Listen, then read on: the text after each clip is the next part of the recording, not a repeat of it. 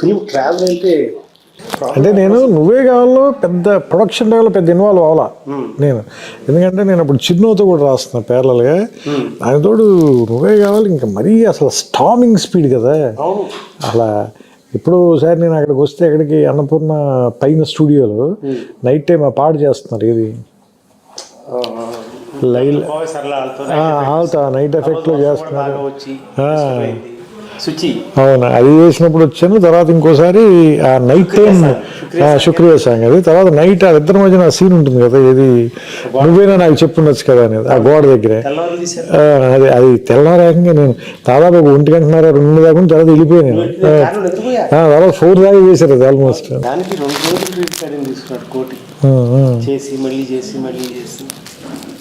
నువ్వు నాది వచ్చాక నేను డబ్బింగ్లో ఉన్నాను, రీ రికార్డింగ్లో ఉన్నాను. బాబు నెక్స్ట్ నువ్వు డైరెక్టర్, నెక్స్ట్ అందుకే నేను అన్నిట్లోనే ఉన్నాను. ప్రాబ్లం ఎక్కడ వస్తుందంటే, ఇది వరకటి రోజుల్లో స్క్రిప్ట్ రాసి డైలాగ్ వర్షన్ వినిపించేవాళ్ళు నిర్మాత, లేకపోతే డిపార్ట్మెంట్ అందరూ ఉండి వినేవాళ్ళు. సో రాసిన చదవడం కాదు, నువ్వు చూసింది మేము చూసేవాళ్ళం ఆ ట్రావెల్కి. అది మన పక్క రూమ్, మేము రాసే రూమ్ కాకుండా పక్కన ఇంకో రూమ్ ఉండదు, అందులో కూర్చునేవాళ్ళం సెట్టింగ్. సో అందుకే ఈ సినిమాకి మనం ప్రకాష్ రాజ్ కాకుండా ఎవరిని ఊహించుకోలేకపోయాం.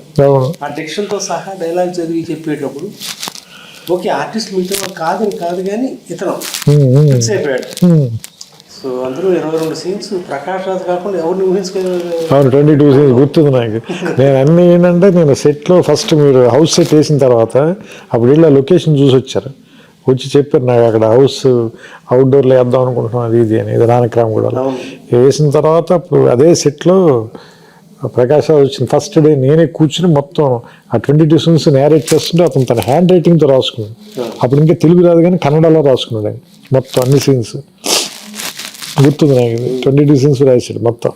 అలాగే నాకు అది కూడా గుర్తు. నేను సుహాసిని గారితో సీన్ చేస్తుంటే వస్తే మీరు ఆ డైలాగ్ చెప్పారు, మంచివాడ చెడ్డవాడ అంటే కాదు మణిరత్నం. నాకు అంటే అందులో నేను రాసిన డైలాగ్ ఏంటంటే, అసలు మంచివాడ చెడ్డవాడ కాదు మొగుడు అంతే ఉంటుంది, దానికి మీరు మంచివాడ చెడ్డవాడ అంటే కింద ఇద్దరు మెట్ల మీద పైన తీస్తున్నారు మణిరత్నం అన్నట్టు. నేను గట్టిగా నవ్వు వస్తే బయటికి వెళ్ళిపోయాను. Fantastic travel. ఇంకా తర్వాత శాస్త్రి గారి గురించి చెప్పాలంటే ఎంత చెప్పినా తక్కువే. నాకు బాగా గుర్తు ఏంటంటే, మీరు నాకు మద్రాసు నుంచి ఫోన్ చేశారు, ఏది ఆయన ఆ పాట రాశారు, ఏది ఊనవుచారు. అందులో నాకు బాగా నచ్చింది. అందులో అది ఏది పట్టపగలు ఎవరైనా రాత్రిని చూస్తారా, ఆ కురులు చూపిస్తే కాదనక చస్తారా. అసలు ఆయన దీనికి పడ్డ ప్రసవ అంటే అన్నిటికీ అట్లాగే పడతాడు.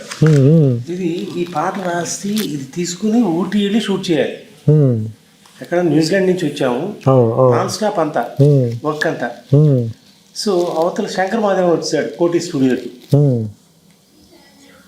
నేను చెప్పి ఒత్తిడి చేయలేను. అల్టిమేట్గా మనం అందరం కోరుకునేది మంచి పాట రావాలి కానీ పాట రావాలని కాదు. ఏం చేయాలి, ఓకే పాట ఆపేయాల్సి వస్తుంది, రకరకాలుగా ఉంటుంది. అరే ఆగా వచ్చింది అది బిగిన్ చేసి అప్పుడు వరుస సరే పద బయలుదేరతాం అని పల్లవి బిగిన్ చేసి కార్లో రాసుకుంటూ వెళ్ళి, అందుకే నీకు అందులో పల్లవులు మొత్తం ఉండవు, అది ఎక్కడ మిస్టేక్స్ అయింది. అదే ఆ కురులు చీకటిలో చిక్కుకుని అని, ఆ కురుల చీకటిలో చిక్కుకుని ఉంది. యాక్చువల్గా తర్వాత కంప్లీట్ చేస్తుంది, ఆ కురులు చూపిస్తే కాదనక చేస్తారు. బెస్ట్ పార్ట్ ఏంటంటే, ఆయన రాసే ప్రతి లైన్కి మనం ఫాలో అవుతూ ఉండేవాడు. అల్టిమేట్గా తీసుకొచ్చి దీని పాట అని అంటాం కాదు. ఒక్క లైన్ రాసిన దానికి అసలు ఎక్సైట్ అయిపోయాడు. ఒక్కొక్క రోజు ఒక్క లైనే అంతే. తను చాలా రకరకాలు రాసి అక్కడ పెట్టేవాడు. ఇటు మని బాగుంది కదా, వాళ్ళు చేయడం బాగుంది కదా, దిగుతుంది రాదు, గాలిపటం కాకనా అంట, అది ఈ మాట చాలు, ఇది అయిపోయింది. చరణం అయిపోతే అప్పుడు పల్లవికి వెళ్ళటం. ఫస్ట్ చరణం కంప్లీట్ చేశాడు, గాలిపటం కాకనా అందా రాసి, అది నా రైటింగ్. చాలా నోస్టాల్జిక్ ఉంది వెనక్కి వెళ్తుంటే అసలు. నాకు మొన్న యోగేశ్వర తీసుకొచ్చి ఇస్తే పట్టుకున్నప్పుడు శాస్త్రి చెట్టు పట్టుకుని కాగితాలు కదా, టు అండర్స్టాండ్ ద ఫీలింగ్ అని ఇమీడియట్గా అక్కడ హగ్ చేసుకుని వెరీ వెరీ ఇమోషనల్. తొందరపడ్డాడు. పాటలు ఇటుకి ఇచ్చాడు కానీ మనిషి ఇట్లకి వెళ్ళిపోయాడు. ఈ సినిమా ఎంత గొప్పగా రావడానికి మనకి వెంకటేష్ కూడా తన contribution as an artist was extremely good. ఆయన అలా ప్రతి సీను ఏమంటారు మీకు గుర్తుంది కదా, మొత్తం డైలాగ్ అయిపోయిన తర్వాత ఫుల్ రీడింగ్ ఇస్తే 2-3 సార్లు రీడింగ్ తీసుకున్నాడు. మళ్ళీ చెప్పి ఇంకోసారి చెప్పాను. అంత అంటే అంత అంత ఏమంటారు దాని లోపలికైనా ఇంజెక్ట్ చేసేసుకుని చేశాడు. నాకు ఇప్పటికీ గుర్తు ఆఖరి రోజున తను ట్రైన్ ట్రావెల్ సీన్ తీసాం. హైదరాబాద్లో బయలుదేరి నల్గొండ దాకా వెళ్ళి తిరిగి రావటం. అంటే ఫస్ట్ సీన్ లాస్ట్కి చేశాడు. అయిపోయింది. వాడు ఆఖరి రోజు పాటు గుమ్మడికాయ కొట్టారు. అప్పుడు అయిపోయింది కిషోర్. అంటే we never realise we shot it in 85 days totally. But all in one 85 days చేయడానికి 3 గంటల 14 నిమిషాలు సినిమా ఉంది. ఫైనల్గా 3 గంటలకి తీసుకొచ్చింది. 3 గంటల 9 నిమిషాలు రిలీజ్ చేసాం. బట్ ఇప్పుడు యూట్యూబ్లో ఉంది 3 hours ఉంది కదా, 2 hours 4 minutes ఉంటుంది. ఉంటుందా? అంటే బహుశా సెన్సార్ అవన్నీ ఉన్నాయి అనుకుంటా. సుహాసిని సీన్ గురించి ఎంత కాంట్రవర్సీ ఉండేది రిలీజ్ అయినప్పుడు. ఎందుకంటే ఫ్యాన్స్ వాళ్ళందరికీ ఆ సీన్. మీరు ఒక్కడే భయపడలా, నేను భయపడి అసలు నేను ఎలాగోలా కట్ చేసేద్దాం అదండి. ఏం కాదు నువ్వు ఈ వారం రోజులు వదిలే చెప్తాను నువ్వు అన్నారు. లేదు నాకు అది ఏమంటుందని నైట్స్ నాకు ఫోన్ చేశారు మీరు రాత్రి 11ంటికి 11:30కి. నేను రూమ్లో ఉంటే అప్పుడు ల్యాండ్లైన్ కదా, ల్యాండ్లైన్ ఫోన్ చేసి ఈ సీన్ చదువుతున్నాను, ఈ డైలాగ్ చాలా బాగా రాశాను, అది చాలా ఫీల్ అయి చెప్పారు నాకు. ఇప్పుడు కూడా నువ్వు మంచి డైలాగ్ రాసినా అట్లాగే చెప్పేవాడు. గుండెలో అన్నమాట, కళంలో చూడాలి కావాలి. తర్వాత అమ్మ ఒక అంజలి మంచి మాట వచ్చింది, మంచి డైలాగ్ వచ్చింది చెప్పడం. Travel was different. అవి ఇప్పుడు అసలు చాలా ఫేమస్ లైన్స్ అయిపోయాయి. అప్పుడు మనం మాత్రం ఎంజాయ్ చేసిన లైన్స్. చూస్తా 4 అయిపోయింది. 24 సార్ 25 సెప్టెంబర్ 6కి. ఇది 25 సంవత్సరం సెలవు. ఇది చాలా మందికి స్ట్రెస్ బస్టర్ సార్ ఈ సినిమా. ఎగ్జాక్ట్లీ. ఫస్ట్ ఈ సినిమా మనం ఒక ప్రివ్యూ రామనాయుడులో వేసాం సార్. నాయుడు గారి ఫ్యామిలీ అందరికీ వేసాం. మీరు, నేను, భాస్కర్ గారు కూడా. సినిమా అయిన వెంటనే బయటకు వచ్చి వెంకటేష్ గారి వైఫ్ చెప్పారు అన్నమాట, ఏమని నెక్స్ట్ జనరేషన్స్కి ఇది వరకంటే ఇప్పుడు మనం అంతా గుండమ్మ కథ మిస్ ఉన్న ఎలాగే మనం మళ్ళీ రీవిజిట్ చేసి మనకి ఎప్పుడు మనసు బాగోపోయిన ఎలా చూస్తామో అలాగా డౌన్ ది లేన్ ఒక 15-20 years తర్వాత ఈ సినిమాని మళ్ళీ రీవిజిట్ చేసి చూస్తారు అందరూ ఈ సినిమా గురించి అని ఆవిడ ఆ మాట చెప్తే నేను అంటే జెన్యూన్ చెప్పి నేను నమ్మలేదు. ఎందుకంటే నేను అంత దూరం నేను చూడలేదు. అందుడు మనమే రాసి ఉన్నాం కూడా కదా, అది మనకి తెలియదు కదా అది. సో అది ఆవిడ చెప్పింది ఇప్పుడు అందరు చెప్తుంటే నేను చాలాసార్లు ఆవిడ తెలుసుకుంటాను. నాకు ఇది 4K చేసిన తర్వాత ఆ థియేటర్కి వెళ్ళి లేకపోతే క్యూర్కి వెళ్ళి వాళ్ళు ఎవరితో ఉన్నా నువ్వు నచ్చావు నిర్మాత అంటే ఇప్పుడు కూడా గౌరవంగా చూస్తాను. నన్ను వచ్చి సార్ మీ సినిమా ఎన్నిసార్లు చూసాము, స్ట్రెస్ బస్టర్ సార్, ఇప్పుడు కోరుకుంటూ ఇదే చూస్తాం. నన్ను ఎవరో 9 సంవత్సరాలు పిల్లాడు వాడు తాతగారు ఫోన్ చేయించాడు. వాడు కథ ఏం అర్థం అవుతుందండి అన్నా నేను. సార్ అన్ని సినిమాలు చూస్తాడు, నువ్వు నన్ను వచ్చావు రాగానే ఇప్పుడు చూస్తానంటాడు. వైజాగ్ డిస్ట్రిబ్యూటర్ మనోడు. That gives you so much satisfaction having entertain people. అందరూ ఒకసారి చెప్పడం సాంగ్ పాపం ఎంత ఇబ్బంది పెట్టారు శాస్త్రి గారు. కానీ దారుణం సార్. 10 days తర్వాత ఫస్ట్ రాసిన వెర్షన్ నేను చదివి వినిపిస్తే చాలా బాగుందని తెగ తిట్టాడు మన ఇద్దరిని. ఫస్ట్ రాశాను ఇదని నన్నైతే మామూలుగా తిట్టలేదు. నువ్వు నీ చేదస్తు నువ్వు కిషోర్కి ఇద్దరు కలిపి నా దుంప తెంపేశారు. అసలు మీకు క్లారిటీ ఉందండి. First Pallavi scene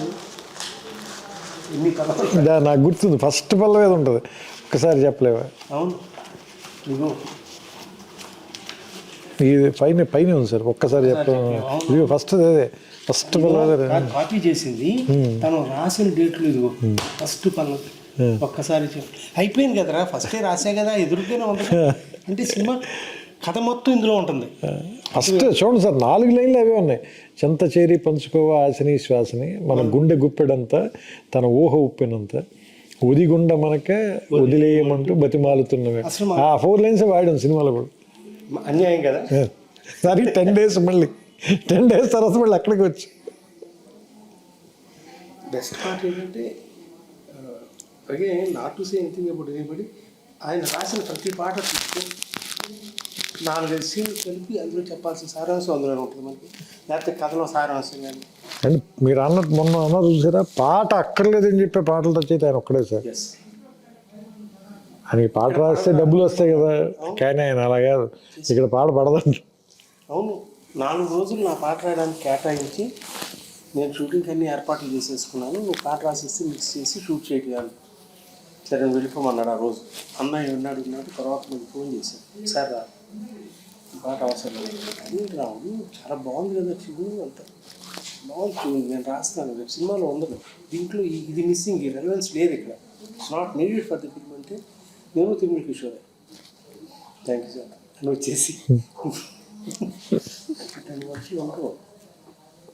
and he took it very చాలా ఒక సీక్రెట్ ప్రొఫెషనల్గా తీసుకున్నాడు ఆయన.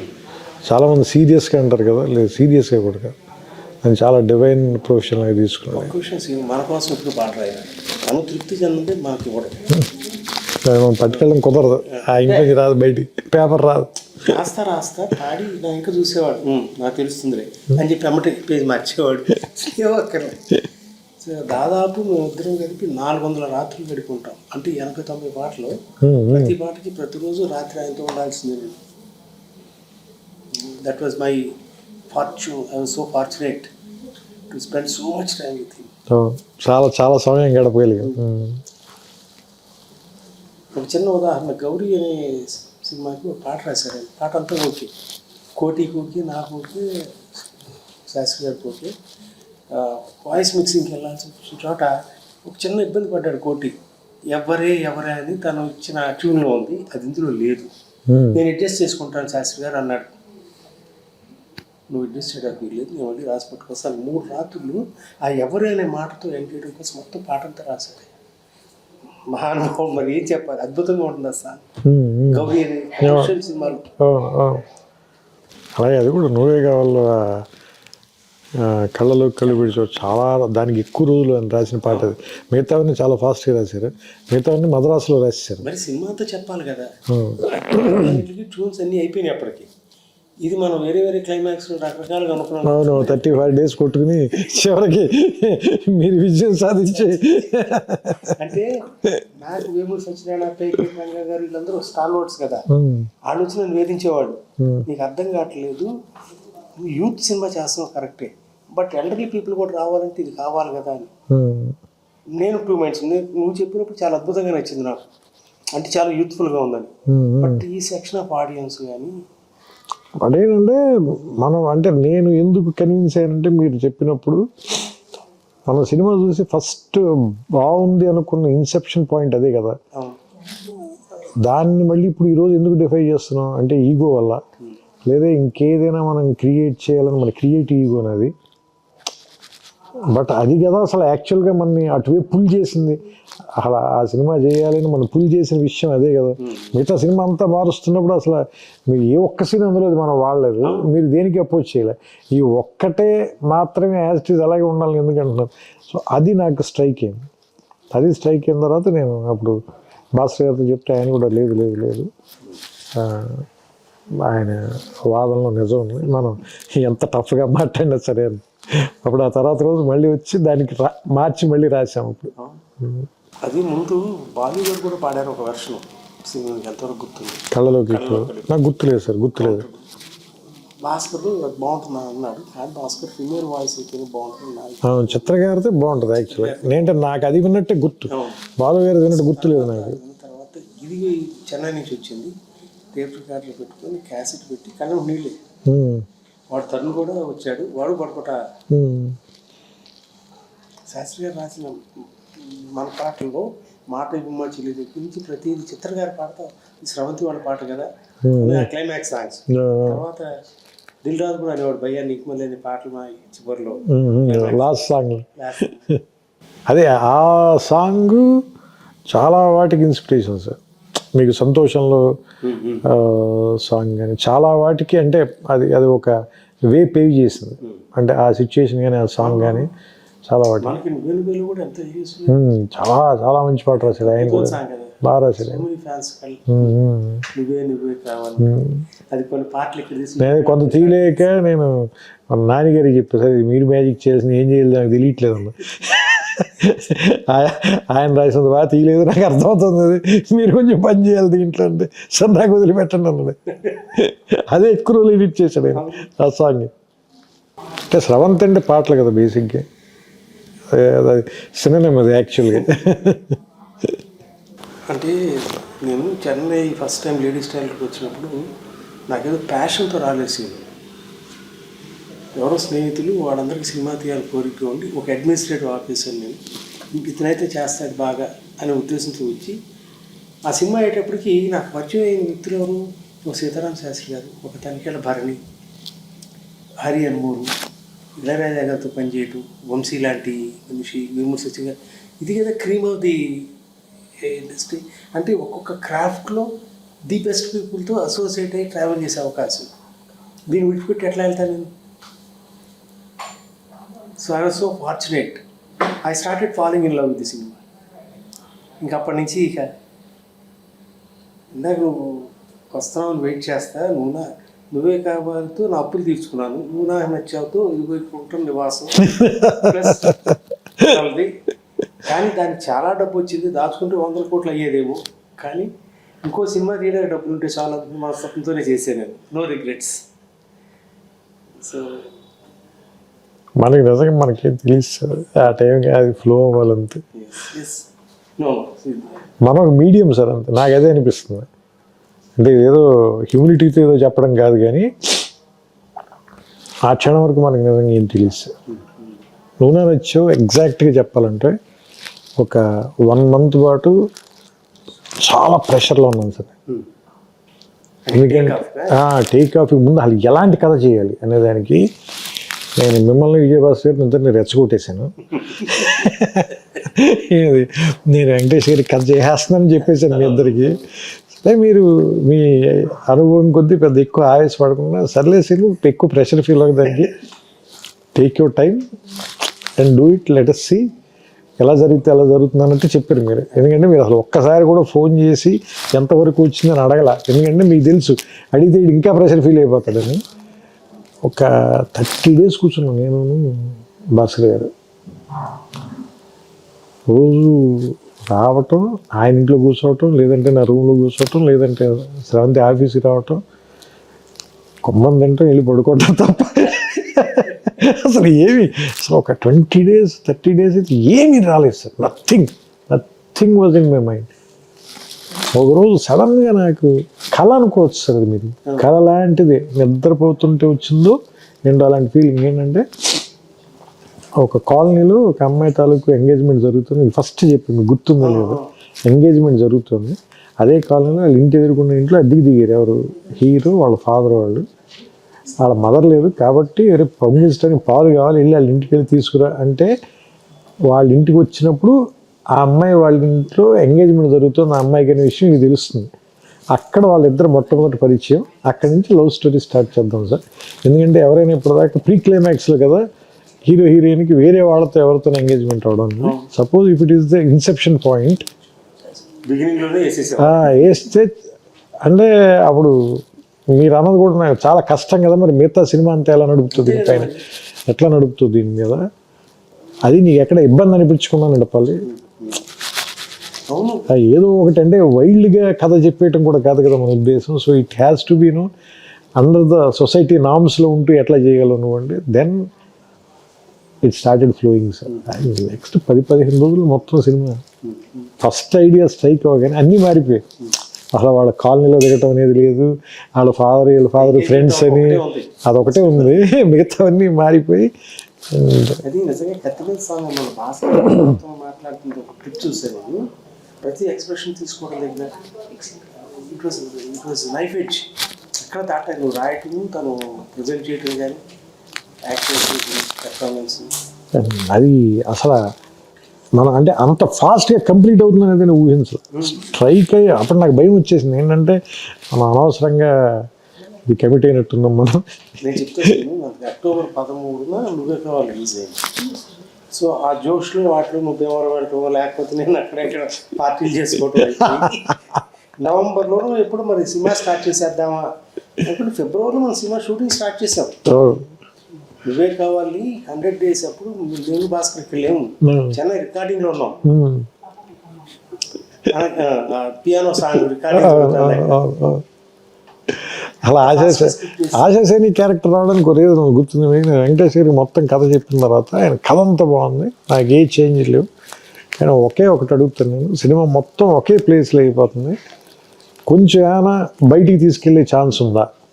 అలా అని ఈ కథలకు ఎసెన్స్ పోకూడదు. నువ్వేమైనా ఆ విషయంలో ఆలోచించంటే అప్పుడు ఇమీడియట్గా అది ఊటీ వెళ్తే ఎలా ఉంటుంది. ఊటీ వెళ్ళాలంటే అసలు ఆ అమ్మాయిని ఫస్ట్ ఇంట్రడ్యూస్ చేస్తే బెటర్ కదా. సో అలా ఫస్ట్ హాఫ్ జస్ట్ ఇంట్రడ్యూస్ చేయొద్దు, ఓ సాంగ్ ఉంటే బెటర్ కదా. సో అలా ఆ సాంగ్ వచ్చింది. సో దానివల్ల 2 సాంగ్లు వచ్చాయి. సెకండ్ హాఫ్లో బోనం ఉత్సవాలు వచ్చింది, ఫస్ట్ హాఫ్లోనేమో ప్రియతమ పాట వచ్చింది. అంటే భాస్కర్ గారికి ఏమో 6 పాటలు ఉండాల్సింది. అవును, వాళ్ళిద్దరు ఆర్మీ కనెక్షన్ కదా. శాస్త్రి గారు కూడా అదేనా, ఇది భువన్ చంద్ర పాట అయ్యాది. ప్రీతమ అని రాసినట్టున్నారు కదా, భువన్ చంద్ర గారు రాసినట్టున్నారు ప్రీతమ పాట పియానో సాంగ్. కోటి కూడా ఏ మాట ఎక్స్ట్రాడినరీ. అసలు ఈ సాంగ్స్ ఎంత అద్భుతంగా వచ్చినా బ్యాక్గ్రౌండ్ స్కోర్ మీకు తెలియదు. నేను భాస్కర్ కలిసి బ్యాక్గ్రౌండ్ స్కోర్ ఎంత రామారావు చూశాను, నాకు టెన్షన్ వచ్చేసింది. అందుకు చాలా ఓవర్ డబ్స్ యాడ్ చేయలేదు, మిస్ అయిపోయింది. ఏంటి ఏది తేడా కొడతాను. నేనున్న తర్వాత వచ్చినప్పుడు మీరే చేయించారు, భాస్కర్ గారు కూడా లేరు, మీరే కూర్చున్నారు. నేను వచ్చి దాదాపు ఒక రాత్రి ఆల్మోస్ట్ ఆ రోజు ఒక 1 గంట 1.5 దాకా కూర్చున్నాం మనం. అంత 6 రోజుల ముందు చూసి డిసప్పాయింట్ అయ్యాను. ఎక్కడో ఏదో తేడా అవుతుందని మా సినిమా కోసం కొంత కారు ఉంది కదా, ప్రకాష్ నువ్వు కూడా అందులో డ్రైవింగ్ నేర్చుకున్నా. ఆ కారు వేసుకుని వెళ్ళిపోతున్నాం విజయవాడ రోడ్లో. ఆర్ఎఫ్సి దాటిన తర్వాత గుర్తొచ్చింది, అక్కడి నుంచి ఫోన్ చేసి మన నైట్ తిరిగి వచ్చి. లేదా నెక్స్ట్ డే మీరు ఉన్నప్పుడు నేను కూడా వచ్చి నాతో కూడా కాదు, ప్రతి సీన్లోనూ చేసాం. మళ్ళీ అప్పుడు నాకు గుర్తుంది, అతను పక్కన ఒక అతను ఉండేవాడు అసిస్టెంట్, ఎవరు మన జీబు, కరెక్ట్ జీబు ఉండేవాడు. ఆయన దాదాపుగా ఆయన కన్సోల్ కూడా వదిలేసి బయటికి వెళ్ళి హీ మేడ్ ఇట్ హ్యాపెన్. కోటి గారు కోటి ప్రాణం పెట్టాడు అంటాడు, భయ్యా మనం చేసినప్పుడు లైఫ్ అంటే మ్యూజికల్గా. అందులో నాకు ఆయన ఎంత పెద్ద టెక్నీషియన్ అనేది నాకు స్పృహ లేని వయసు కదా. ఐ వాజ్ టూ యంగ్ కదా సార్, 25. నువ్వే కావాలి అప్పుడు సార్ నువ్వు నానొచ్చేప్పుడు ఇప్పుడు 25-26 కదా నేను. సో అందుకని నేను చాలా మామూలుగా అగ్రెసివ్గా నా ఒపీనియన్ అని చెప్పేవాడిని. మీరు సీన్ అంటే అలా కోటి గారు అపార్ట్మెంట్లో కూర్చోగా చెబితే పాప ఆయన నా రూమ్ దగ్గరే కదా సార్, నేను రూమ్ నుంచి వచ్చేవాడిని. బట్ ఆయన చాలా స్పోర్టివ్గా తీసుకునేవారు. అంటే కుర్రాళ్ళు ఏదో ఒకటి మాట్లాడుతుంది.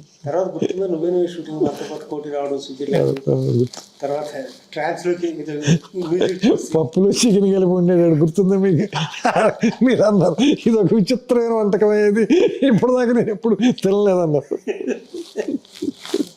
అలాగే హారతి గుర్తుందా మీకు? ఆ రోజు పొద్దునే ఫైర్ డిపార్ట్మెంట్ వాళ్ళు పోలీసు వాళ్ళు వచ్చి తరుణ హారతి ఇస్తుంటే చాలా డబ్బులు కట్టాం. అది గుర్తుంది నాకు. మీరు మీ భక్తి చాలా కాస్ట్లీ.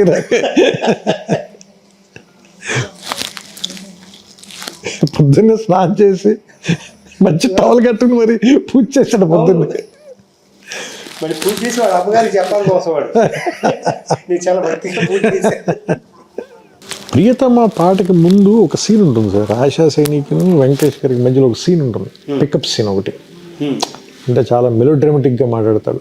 నేను మిమ్మల్ని చూడలేను నేను, ఎందుకంటే మీ కళ్ళలో చూస్తే తట్టుకోలేని ఇవన్నీ చెప్తాడు కదా.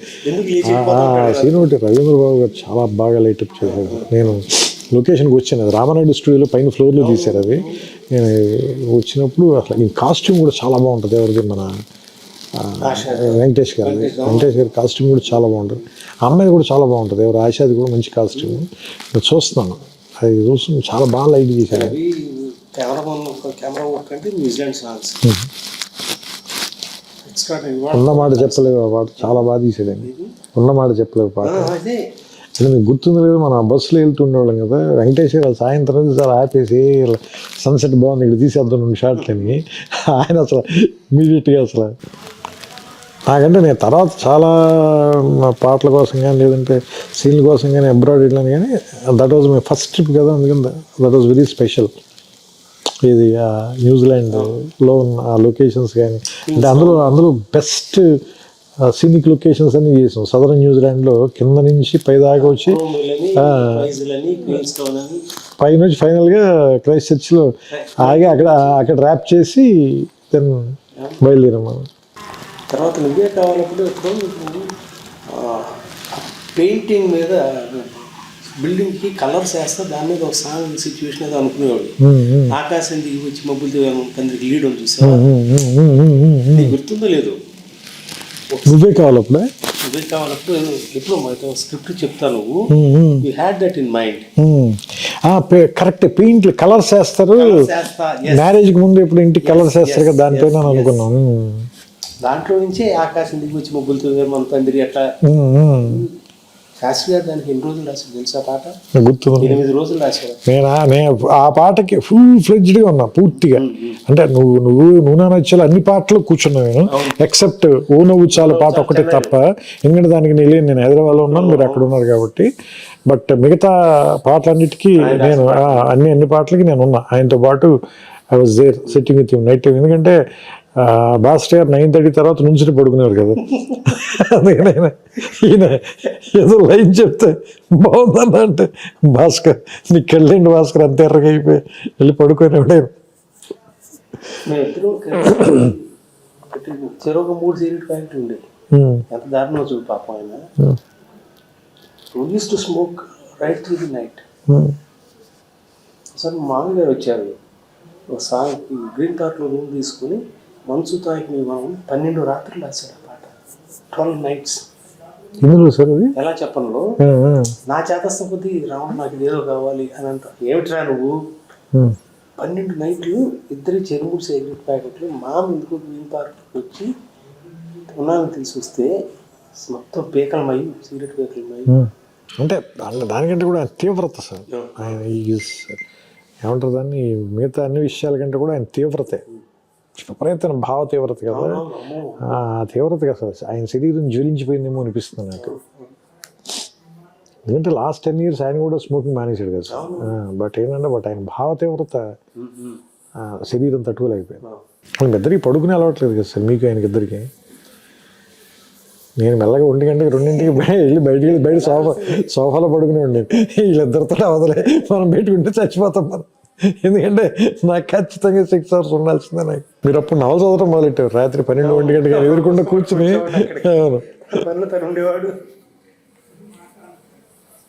ఎవరైనా భీమ్బాయ్ మనకి కిందకి వెళ్ళి టీలు తీసుకొస్తున్నాడు. నేను ఆ పెంట్ హౌస్ బయట కూర్చున్న రాత్రులు, those are the best days, అంటే బెస్ట్ నైట్స్. దాని రిజల్ట్ కదా ఇవాళ కూడా వెంకటేష్ గారి వైఫ్ సినిమా చూసి కాలం గుర్తుపెట్టుకున్న సినిమా అన్నారు. ఇవాళ ఎవరిని అడిగినా కానీ ఎవరితో మాట్లాడినా అది స్ట్రెస్ బస్టర్ అండి.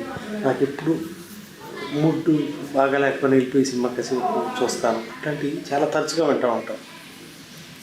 బట్ అంటే కథ విన్న వెంటనే సార్ అంటే అందరికన్నా మనం ఎవరికి ఎక్కువ క్రెడిట్ ఇవ్వాలంటే వెంకటేష్ గారికి. కథ విన్న వెంటనే గుర్తు కింద మీరు వెయిట్ చేస్తున్నారు.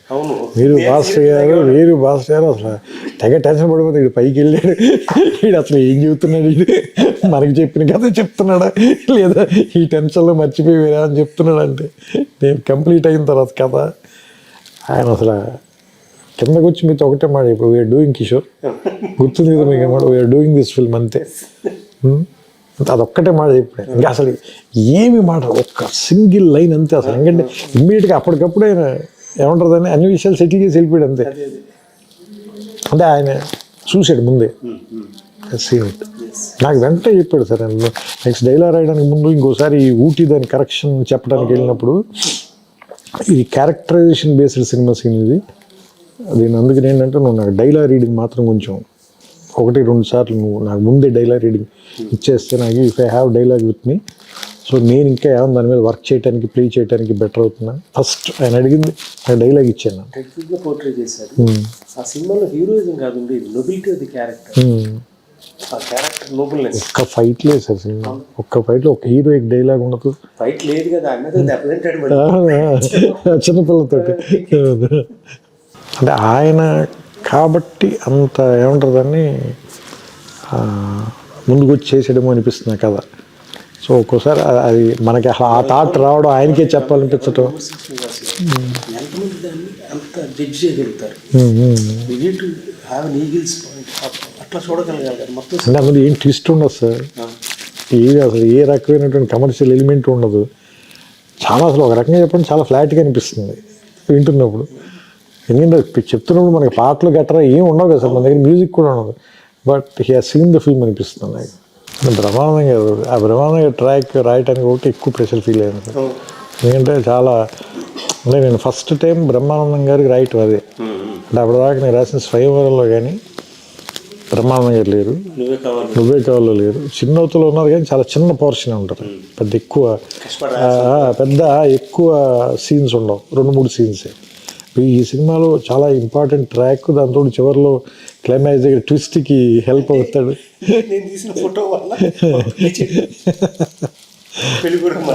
అంటే రకరకాలుగా ఉంది మాస్టర్, నాకు మాత్రం ఏం తెలుసండి, ఇంటికి వెళ్ళి చూసుకోవాలి.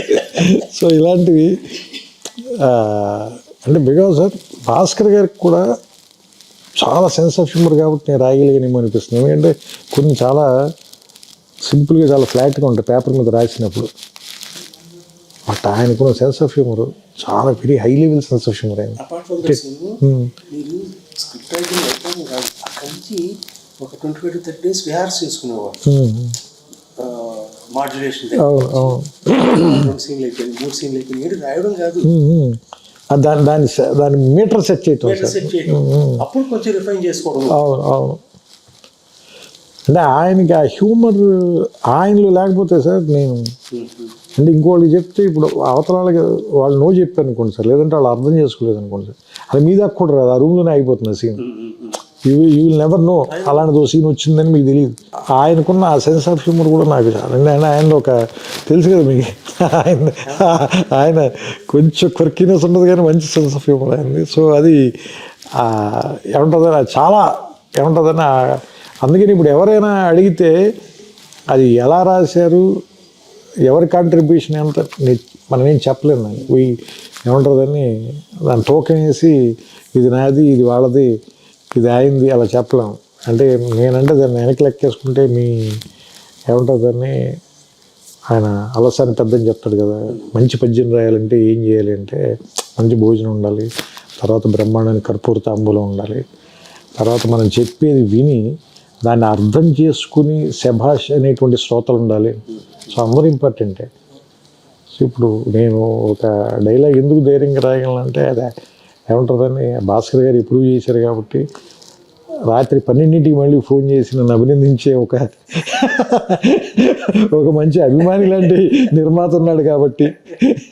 సో అంటే ఇవన్నీ అండి. అలాగే నేను కథ చెప్పిన వెంటనే దాన్ని లేదు ఖచ్చితంగా ఈ సినిమా చేసి తీరాల్సిందని హీరో ఉన్నాడు కాబట్టి ఇలా ఇంతమంది ఉన్నారు కాబట్టి అది జరిగింది సార్. లేదంటే నా ఊహలో మిగిలిపోయి ఉండొచ్చు, లేదంటే మీ ఆఫీసులో గదిలో అయిపోయి ఉండొచ్చు. మనకి సినిమా మీద ఎంత అంటే కట్ చేయబుద్ది కదా. ఒక కథ ఇది మీకు గుర్తుంది ఒక సీన్, మధ్యపల్లి దగ్గర ఇద్దరు మాట్లాడుకుంటా, అత్యాగరవాడు సుహాస్ని, అతను ఎప్పుడన్నా ఎవరన్నా ప్రేమించేవారు, అతను అవతల పక్కన సిగరెట్ తాగుతూ ఉంటాడు. అది ఎడిటింగ్ లో తీసేద్దాం అనేది మీ అభిప్రాయం?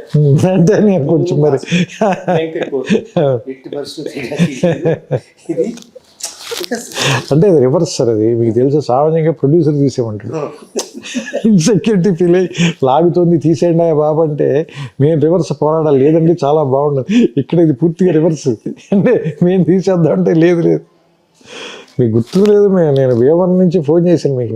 నేను సంతాప సభలో ఉన్నోళ్ళ ఉన్న నా పరిస్థితి ఆల్రెడీ భీమవరంలో. ఎందుకంటే ఎవరు నేను సినిమా చూశాను సార్, సినిమా చూసి బయటకు వచ్చి నేను కూడా సార్ చాలా గొప్పలాగా నేను ఎవరిని అడగకూడదు అని అడుగుతాను. ఆ బయట ఎవడో కనిపిస్తే నేను అడిగాను, అడిగితే వాడిని 2-3 వారాలని అన్నాడు. నా పరిస్థితి అర్థం చేసుకోండి సార్. నేను ఇంటికి వెళ్ళి జెన్యూన్గా చెప్తాను సార్, మా అమ్మలో తలకి పెట్టి పడుకున్నాను నేను. షోక్ కాదు, మా అమ్మ ఊళ్ళో తలగా పెట్టి పడుకున్నా. నేను సినిమాలకి పనికిరానేమో, ఏదో ఫ్లూక్గా రాసి ఉంటాను 2 సినిమాలు, నువ్వు చెప్పినట్టే నేను తప్పు చేశాను, లెక్చరర్ ఉద్యోగం చేసుకుని ఉంటే బాగుంటుండేది అంటే పాప మా అమ్మకి అర్థం కాలే. ఆవిడ కొంచెం బెంబీలు ఎత్తిపోయింది. ఆవిడ ఏంటి వీడేంటి ఇలాంటివన్నీ మాట్లాడుతున్నాడని.